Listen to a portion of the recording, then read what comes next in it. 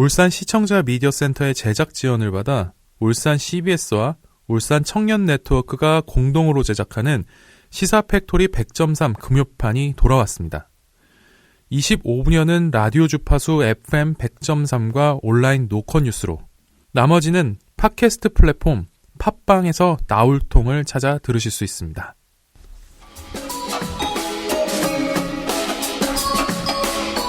청취자 여러분 안녕하십니까? 저는 시사팩토리 100.3 금요판과 팟캐스트 나울통 진행을 맡은 조광래입니다. 5월 30일부터 시작되는 21대 국회를 앞두고 몇몇 소수당들이 진영을 갖추기 시작했습니다. 지난 5월 17일이죠. 정의당 심상정 대표는 정의당 전국이 모두 발언해서 당 쇄신을 위해 1년 임기 단축을 하여 조기 사퇴하고 과감한 당 개혁을 위해 새로운 리더십으로의 교체를 위한 독립적인 집행 권한을 갖는 혁신위원회 구성을 제안한다고 밝혔습니다. 그리고 민중당은 지난 5월 16일 중앙위를 열고 진보당으로의 당명 개정을 위한 임시대의원 대회를 개최를 논의했다고 밝혔습니다.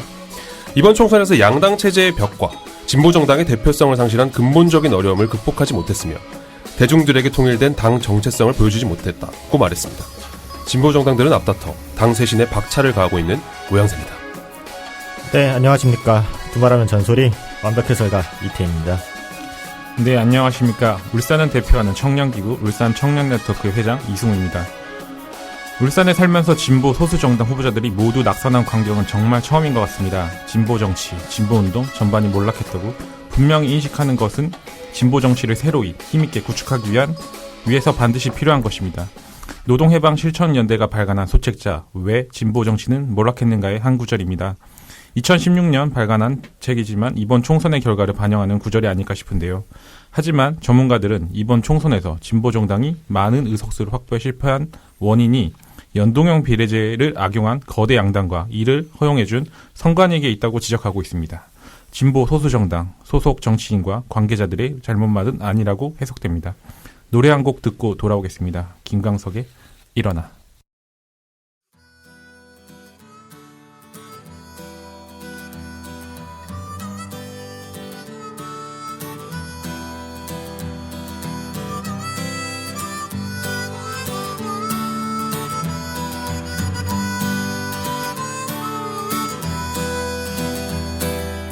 검은 밤의 가운데 서 있어. 네, 김광석의 일어나 듣고 오셨습니다. 지금부터 일부 파워 인터뷰 시작합니다. 21대 국회 시작이 벌써 다음 주입니다. 이에 앞서 오늘은 제21대 국회에서 축소된 소수당과 이유와 의미라는 주제로 인터뷰를 준비했습니다. 오늘 출연자는 총 3분입니다. 북구지역 국회의원 후보로 출마했던 김진영 전 정의당 울산시당위원장과 중구지역 국회의원 후보로 출마했던 이양희 노동당 울산 중구당협위원장이고요. 선거에 출마하지는 않았지만 김진석 민중당 울산시당위원장이 스튜디오에 나와 있습니다. 세 분 안녕하세요. 네, 안녕하세요. 네, 우리 김진석 위원장님부터 한 분씩 이제 청취자들께 소개 한번 부탁드리겠습니다. 예, 저는 지금 민중당 시당의 부위원장을 맡고 있습니다. 이번에 김종훈 국회의원 당선을 위해서 동구에서 활동도 했었고요. 개인적으로는 저는 98년도에 울산에서 최연소 지방의원으로 당선된 이래로 남구에서 주구장창 국회의원, 남구청장 출마를 해서 줄줄이 낙선을 했었죠. 네. 그래서 아슬아슬하게 당선될 뻔한 적도 있었지만 여전히 이렇게 그 낙선 속에서도 열심히 지금 진보정치 운동을 하고 있는 김진석입니다. 반갑습니다. 네, 반갑습니다. 김진석 부위원장님이시군요. 네, 네. 정정하도록 하겠습니다. 그다음 우리 이양희 울산 중구당협위원장님께서 네, 말씀 부탁드리겠습니다. 반갑습니다. 네. 예, 저는 2002년 중구 국회의원 보궐선거를 계기로 정치에 입문해서 험지라고 얘기하는 울산 중구에서 끈질기게 19년째 활동하고 있는 노동당 울산시당 중구당협위원장 이양희입니다. 네, 험지에서 꾸준히 노력하셨다고 아주 당찬 각오를 밝혀주셨습니다. 마지막 우리 김진영 전 울산시당위원장님께서 네. 예, 김진영입니다. 두 분과 마찬가지로 저는 그 제도권 내에서도 활동을 좀 많이 했던 정의당 전 울산시당 위원장이고요. 이번 21대는 북구 국회의원으로 정의당으로 출마했던 김진영입니다. 예, 반갑습니다. 네, 반갑습니다. 그럼 본격적으로 파워 인터뷰 시작하겠습니다. 큰 그림에서 작은 그림으로 좁혀 나가보죠. 이번 4.15 총선 결과를 보면 실제 지역구에서 진보 소수 정당 당선인도 없지만 소수당의 국회 진출을 마련하고 국회의 다양성을 위해 도입된 준연동형 비례제 취지도 굉장히 무색합니다. 결론적으로 소수당의 의석수 확보가 전과 같거나 전보다 못한 상황이 되었습니다. 의회 안 소수당의 축소 및 소멸이 가지는 의미에 대해서 먼저 한 말씀 부탁드리겠습니다. 김 부위원장님. 네. 네. 이런 이야기가 있습니다. 사실 선거는 그 누구를 당선시키는 그런 목적이 아니고 누구를 낙선시키는데 많은 분들이 투표를 한다는 이야기를 합니다. 네. 그래서 이번 선거는 그런 점에서 보자면 정말 말도 안 되는 이러한 수구정당인 미래통합당을 그 정치에서 퇴출시키자 하는 이런 많은 국민들의 요구와 네. 또는 반대 진영에서는 문재인 정권에 대해서 심판하겠다 하는 이런 이제 요구들이 충돌하면서 사실은 어떤 올바른 가치를 가진 그런 후보를 선택하기보다는 네. 그런 상대를 낙선시키려는 움직임이다 보니까 실제로 저희 같은 소수 정당들이 이번 선거에서 쓸 틈이 굉장히 좀 부족하지 않았나. 늘 진보 정당은 어려움들이 많이 있었기 때문에 네. 이번에 좀 더 반성해서 통렬하게 반성해서 좀 한 번 더 나갈 수 있는 그런 계기를 만들었어야 합니다. 알겠습니다. 네, 김진영 그 전 후보께서 말씀해 주시죠. 네. 근데 우리가 연동형 비례대표제 이런 기대가 너무 크다 보니까 그에 대한 실망이 너무 컸어. 그렇게 보여질 수는 있는데 아직 우리가 완전 소멸되거나 많이 축소된 건 아니다라고 저는 어떻게 규정하고 싶어요. 네. 제가 참 좋아하는 소금꽃 나무의 저자이기도 하시고 한진중공업 해고 노동자이신 김진숙 노동자가 예전엔 그런 말씀을 하셨어요. 김영삼이 당선됐을 때 운동권 3분의 1이 떨어져 나갔고 김대중이 대통령이 됐을 때 재야가 사라졌고 노무현이 대통령이 되면서 오롯이 노동자들만 남았다라고 얘기하셨는데 사실 이번 선거의 실패 그리고 진보 정치의 소멸이 뼈아픈 지점은 바로 이런 거라고 생각합니다.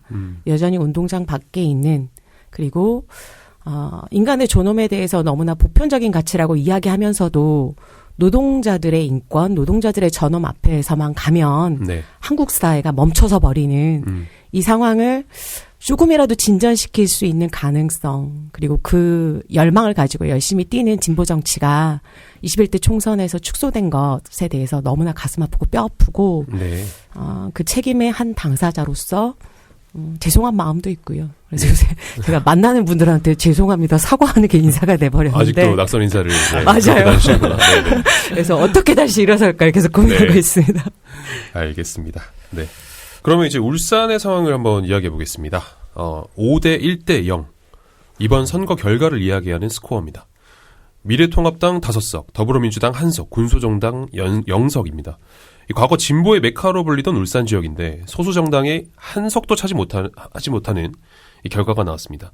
울산의 경기 침체에 대한 반소수당 표심, 코로나19 사태에 대한 정부 여당의 신뢰 등 다양한 요인으로 해석할 수 있을 것 같습니다. 세 분 어떻게 보십니까? 김 부위원장님부터 먼저. 네. 예. 아무래도 이제 이번 코로나19 사태로 이제 우리 국민들이 느끼는 것은 참 국가적 자부심을 느낀다 이런 이제 말씀도 많이 하실 만큼 이번에 어떤 신뢰를 보내는 과정들이 정부 여당에게는 큰 힘이 되었을 거라고 보고요. 네. 하지만 여전히 울산 같은 경우는 조선산업의 이런 침체라든지 전반적인 경기 어려움이 또한 이 미통당이라는 야당이 좀 지역 표심을 얻는데 주요한 영향을 미쳤을 거라고 생각합니다. 네.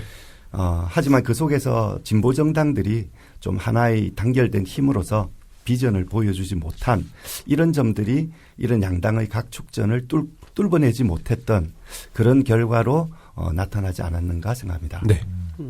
네.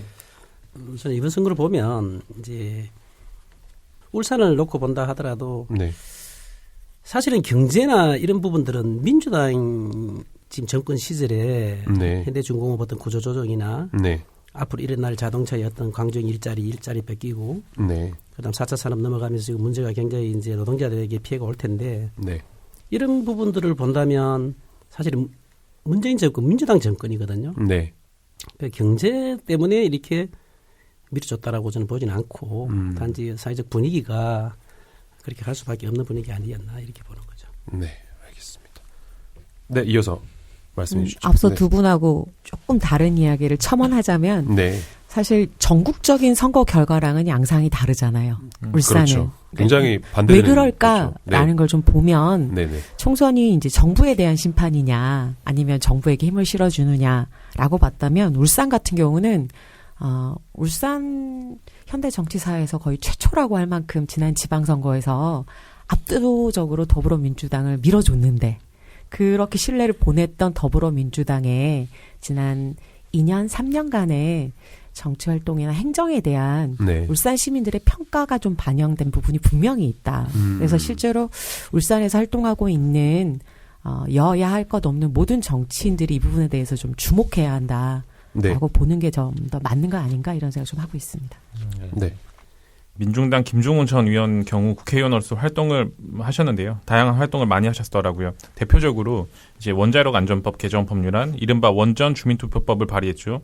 원전 인근 지역 주민들에게 꼭 필요한 법안이라고 할 수 있습니다. 하지만 통과되지 못했습니다. 찾아보니 상임위도 아닌 소위에서 논의조차 이루어지지 않았습니다. 여러 가지 이유가 있겠지만 대체로 이런 경우를 보면 소위 간사도 없는 소수당 의원들의 법안은 거대 정당 소속 간사들의 논의 결과에 따라 회의에도 올라가지 못하는 것이죠. 결론적으로 진보적인 내용을 담은 법안 통과는 먼 일로 보입니다. 이건 제 생각이 아니라 국회 입법조사관들의 대상으로 취재를 하면서 들은 내용인데요. 그래서 실리를 따져봤을 때 유권자 입장에서 소수당 국회의원 뽑는 건 무의미하다는 의견도 있습니다. 사실 제가 중구에서 선거운동할 때 그런 질문 참 많이 받아요. 그러니까 노동당 국회의원 한석도 없고 이양희 씨가 당선돼서 국회에 가더라도 300명 중에 한 명인데 네. 과연 할 수 있는 일이 있겠냐 이런 질문 받으시거든요. 네, 네. 감사하죠. 뭐냐면 실제적으로 제가 국회에서 활동할 것까지 고민하시고 고려하신다는 거잖아요. 그래서 그렇게 답변해 주시는 유권자들 만날 때마다 정말 힘이 나는데 제가 네. 그런 분들한테 그런 말씀 드려요. 네. 1998년에 창당했던 청년진보당이라는 정당이 있어요. 네. 20, 30대 청년들이 만들었던 정당이고 네. 핵심 활동가들이 1000명이 채 안 되는 정당이었는데 네. 국회의원 한석도 없는 그 정당이 우리가 TV만 틀면 나오는 청각장애인을 위한 수어 통역 방송이 있잖아요. 네. 그걸 선거 때 모든 국민들의 참정권을 위해서 반드시 필요하다라고 열심히 주장해서 제기해서 만들어냈거든요. 네. 그리고 또 김진영 위원장님도 말씀하셨듯이 무상급식이나 상가임대차 보호법이나 우리 국민들의 안전과 건강을 지키기 위한 그리고 평등을 높이기 위한 여러 가지 사회적 의제들을 국회의원이 한석도 없는 시절에도 이미 진보 정당들이 국민적인 운동과 노력을 네. 통해서 국회에 관철시키고 따냈던 경험들이 저희한테는 있는 거죠. 저는 국회 의석수의 규모가 중요한 것이 아니라 어떤 정치 철학과 비전을 가지고 국민들과 함께 이걸 만들어가려고 노력하느냐라는 것이 훨씬 중요하기 때문에 실제로 소수정당들의 국회 그리고 다양한 정치 세력들의 국회 진출은 반드시 필요하고 더 넓어져야 한다라고 생각합니다. 네. 유권자 입장과 관련해서 질문을 좀 이어가 보겠는데요. 이 소수정당을 지지하는 유권자들은 과거 노동에 많이 주목했습니다. 실제로 진보 정치 기반에 노동이 있다고 해도 과언이 아닌데요. 하지만 소수정당의 시대적 흐름을 반영하지 않고 여전히 노동에 갇혀 있다고 일부 지적합니다. 어떻게 생각하시는지. 이번에는 김진영 전 울산시당 위원장님께서 제가 바꿔드리기로 했으니까. 네, 순서가 바뀌었네요. 네네. 우리가 이제 노동에 갇혀 있다. 여기도 저는 동의할 수가 없는데 네. 이 본래 세계적으로 진보 정당은 노동 계급이 기반이 돼 있는 거죠. 우리나라를 본다 하더라도 지금 2천만 노동자가 뭉치면 우리나라 정권도 잡을 수 있는 네. 아주 노동 계급들이 탄탄한데 네. 그렇게 본다라면 울산은 더 탄탄할 수가 있죠. 울산 네. 노동자들이 대부분이 이제 노동자들이 많이 밀집해 있는 지역인데. 네. 그런데 이게 우리나라 정치 지형을 볼 때는 크게 양당 구조 아니겠습니까? 맞습니다. 네. 그러면서 지역 그 어떤 기반을 가지고 있거든요. 민주당이면 호남, 통합당이면 영남, 이제 이렇게 돼 있습니다. 네. 그 중에서 보면 우리가 절대적 지지층을 이제 그런 양당 구도에서 보면은 진보라는 데가 쓸 자리가 없는 거죠. 그럼 계급적 어떤 노동자 이런 정당, 노동 중심의 어떤 진보 정당 이거는 세계와 같이 살아남기 위한 하나의 그 방편일 수가 있고 그래서 우리가 희망을 갖는 것은 그런 노동자들 계급들이 뭉칠 수 있는 정당들이 있기 때문에 가능하지 네. 않을까 이렇게 보는 거죠. 네. 그다음은 이양희 전 후보님께서 네, 말씀해 주시죠. 저는 전형적인 잘못된 낙인이다라고 생각하는데요. 잘못된 낙인이다. 네. 생각해 보세요. 네. 이번에 총선 21대 총선에 정당의 형태로 선거에 참여했던 주요 당들을 보면 네. 녹색당, 민중당, 정의당, 노동당, 기본소득당, 뭐 시대전환, 그 미래당, 그리고 또 여성의 당 등 다양한 소수 정당들이 네. 우리 사회의 다양한 의제들을 담고 그걸 해결하기 위해서 정치 세력화해서 총선에 출마했잖아요. 네. 저는 다양한 소수당들이 여전히 노동에만 머물러 있다라고 얘기하는 게 잘못된 낙인이고 이런 다양한 소수당들이 국회에 진출하지 못하게 선거 제도와 다양한 여론을 통해서 이렇게 가고 있는 게 문제다라고 저는 오히려 생각하고 있습니다. 네. 네, 김 부위원장님 말씀해 주시죠. 세상의 절반이 여성이어서 우리 여성들의 정치 참여가 좀 더 강화돼야 되고 노동자 역시 2천만에 육박하고 있는 노동자들의 그런 정치 경제적 요구를 담으려면 그에 걸맞은 많은 정치적 힘들이 모아져야 되는데 네. 하지만 그 외에도 많은 다양한 분야들에 대해서 고민을 하고 있는데 워낙 노동 현안들이 이 막 예민하고 또 상당히 이제 중요한 상황들이 많이 진행되다 보니까 네. 그런 점들이 좀 많이 부각되어서 그렇게 느껴지지 않았나 하는 생각도 해봅니다. 네. 알겠습니다. 계속 질문 이어가도록 하겠습니다. 진보 계열 소수당을 보면 여전히 NL과 PD 계열을 보는 것 같다는 지적이 있습니다. 정말 쌍팔년도 전 프레임이죠. 이제는 구시대적 구도에서 벗어나 진보 계열 통합이 필요하다는 주장이 있습니다. 그리고 대중성을 만들어 더 많은 유권자들로부터 지지를 얻어야 한다는 의견도 연결되는데요. 한편 거대 정당 들러리를 설 거냐라는 주장과 함께 기성화를 우려하는 시각도 있는데 이 부분에 대해서는 세 분은 어떻게 생각하시는지 이양희 전 후보님 먼저 말씀하시는 게 어떻습니까? 네. 네. 사회자분이 질문하시면서 얘기해 주셨는데요. 쌍팔년도 프레임, 낡은 프레임이라고 네. 얘기하셨잖아요. 네.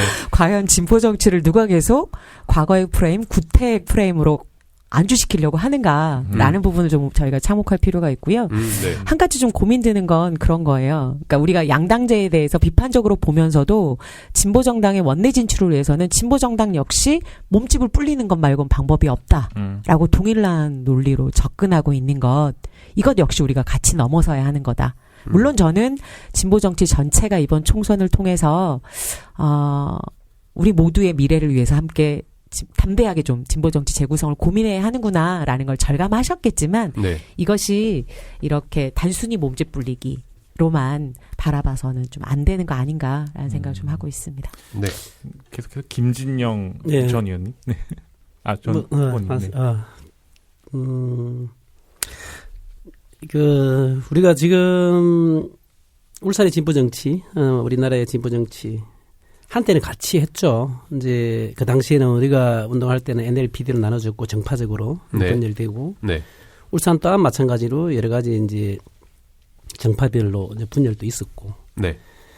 그 이전에는 다 같이 한솥밥을 먹으면서 어떤 성과도 내고 했었어요. 그러나 지금은 많이 분열되어 있는 건 맞습니다. 맞고 지금 분열되어서 또 여기까지 와봤는데 네.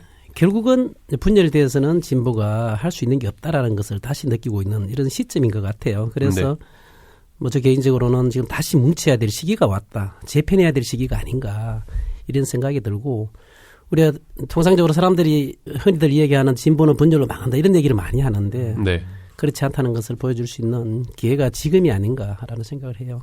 네. 저는 사실 진보 정당들이 이제 살아남기 위해서 연대한다라기보다는 정말로 이 세상은 바뀌어도 자신의 삶이 변하지 않는 우리 노동자 서민들의 그 삶을 지켜나가기 위해서 진보 정당들의 그 필요성들이 있고 또 네. 그런 가치들이 존중되어야 되는 이런 측면에서 진보 정당은 정말 그동안에 여러 가지 문제들, 분열의 양상들을 딛고 정말 진보 총단결로서 새롭게 혁신해야 된다고 생각합니다. 네. 네, 다음 질문 이어가겠습니다. 저는 이양희 후보에게 단독 질문을 하고 싶습니다. 이제 이번 선거에서 배당금당을 제외하면 민생당 김도연 후보를 포함해 여성 후보는 2명뿐이었습니다. 울산은 과거부터 노동자와 여성, 장애인, 소수자의 목소리를 대변하는 집단이 지금의 진보 정당이 되었다고 할 수 있습니다. 그런데 여성 정치인이 너무 없습니다. 올해 2020년 세상이 많이 변했지만 울산은 국회의원 후보부터 바뀐 것이 하나도 없는 것 같은데 울산은 여전히 여성이 정치하기 힘든 곳인가요? 힘든 건 맞습니다. 아, 제가 2002년에 그 국회의원 보궐선거 통해서 정치에 입문했다고 그랬잖아요. 네, 맞습니다. 그때 제 타이틀이 울산의 최초의 여성 국회의원 후보, 최연소 후보였거든요. 네, 기억합니다. 26살이었죠. 근데 그때 이후에 지금 거의 횟수로 19년 차인데도 네. 저 외에 다른 여성 정치인이 지역사회에서 많이 회자되고 있지 않잖아요. 그렇습니다. 이게 네. 정말 울산의 현실이고요.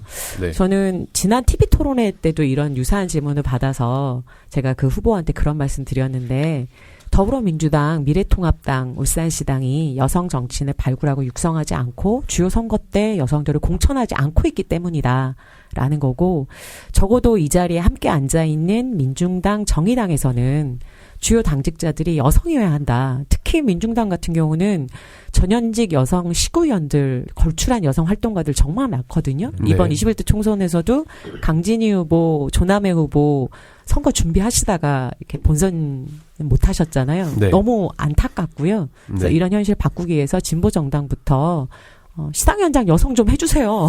당원들은 그런 마음 있을 거예요. 저 언제까지 계속 유일한 여성 시당위원장, 여성 국회의원 후보 이런 거 하고 싶지 않습니다.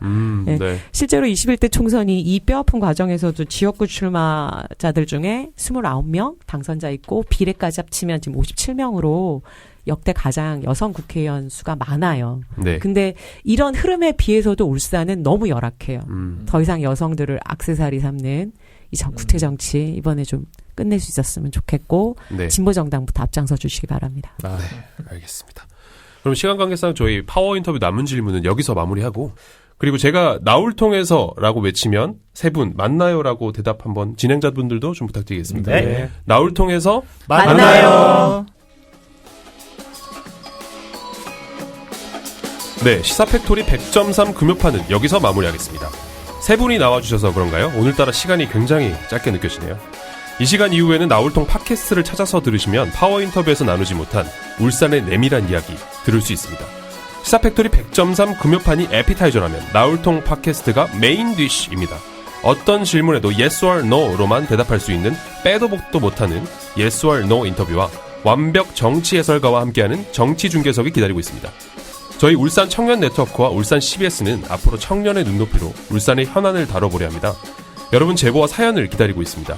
uscbs@cbs.co.kr로 보내주시면 방송에 적극 반영하겠습니다. 지금까지 기술의 이창수 엔지니어, 음악의 길기판, 진행의 조강래, 이승우, 이태인, 조연출의 엄유미, 연출의 김성광 프로듀서였습니다.